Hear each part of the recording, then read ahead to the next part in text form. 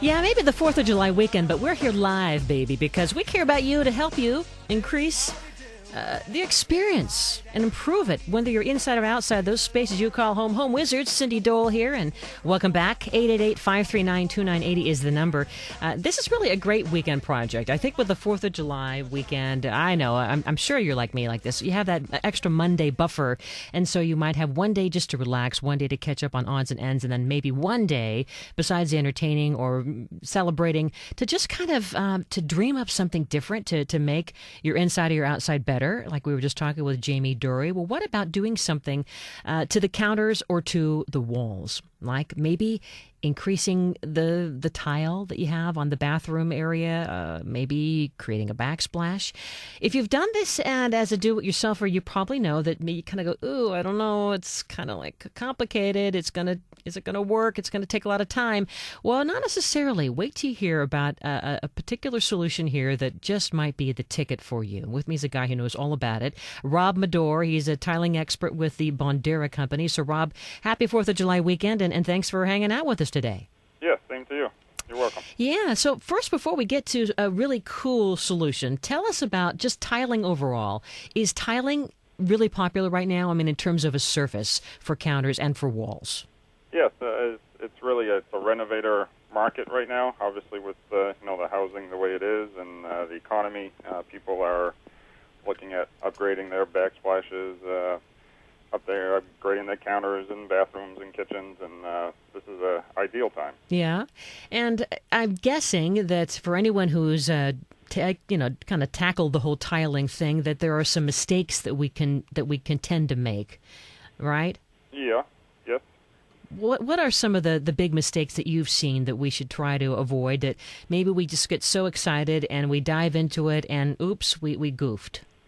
Yeah, I mean there are a few things that I hear in my travels, and one of them is you have your choice of a thin set or a mastic, and sometimes I hear that people will use mastic in a wet area such as a shower. That is a big no-no. Uh-huh. Mastic should not be used in a shower.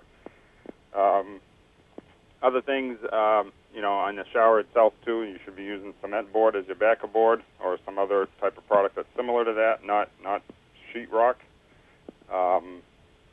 One of the other things is when you're tiling, typically, you want to have a good bond between your tile and your adhesive. Right. And one way to really guarantee that you get a good bond is by back buttering the tile. So you notch trowel on your substrate, and then you also use the other side of the notch trowel and put a skim coat on the back side of the tile, and then you put it into your adhesive, and you're almost guaranteed to really have a very good adhesion between your tile and the adhesive. It's almost like you're frosting a cake. Exactly.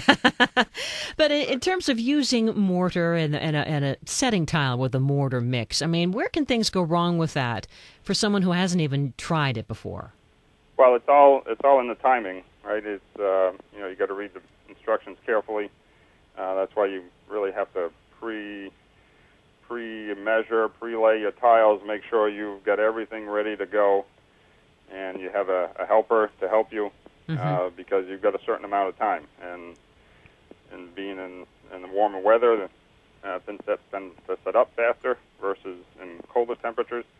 So you may have a window of 30 to 50 minutes to do what you got to do. But you put the adhesive in an area that you can handle. So usually 3x3 area, mm-hmm. and then you move on from there. Don't put the adhesive on a 10 feet by 10 feet and then start tiling. It's going to get away from you real fast. So the whole idea of the clock ticking probably, I mean, that sounds like it would be kind of nerve-wracking for me that, oh my gosh, I better hurry get it right. Oh my gosh. And then what if the time does run out? Then you're stuck, right? Yeah, to a certain degree. I mean, you can probably scrape the adhesive off and kind of start over. I mean, there's things that you can do. Yeah. But yeah, that's why being prepared is really the key. Yeah. And you mentioned having someone there to help you, and why is that? Well, I in all the jobs I've been at, it's just handy to have really one person to be putting the adhesive substrate and setting the tile, and have the other person either cutting the tile or running little errands for you. That way you can concentrate on what you're doing. Because if you get too many tasks and you're alone, that's when things will get away. Or maybe the other person's getting the snacks. That's right. You don't want to get hungry when you're doing this kind of job. That's right. Well, we'll enter this very cool thing that came across my attention, and that's why I wanted to share it on the show today. It's a method that requires no mortar and basically allows you not to worry about the clock ticking and running out. And it's a tile mat that I kind of compared to Velcro, but it's a little more sophisticated than that. But tell me what this is. Yeah, it's an advanced pressure-sensitive adhesive. So it's I guess if you want to use another term, it's a double-sided tape on steroids. Oh, okay, sure. That creates a great visual. Yeah. And what's it made out of? What is this mat made out of? It's a rubber type technology. Rubber. Okay. I'm not going to get into that. Oh yeah, secret recipe, of course, the special sauce. Sure. But this mat is something that you take the adhesive off, and you can basically set the tile onto this, and it's going to stay put forever. Yeah. So what happens is it's a double-sided pressure-sensitive adhesive. So you peel the back liner, you stick it on the substrate.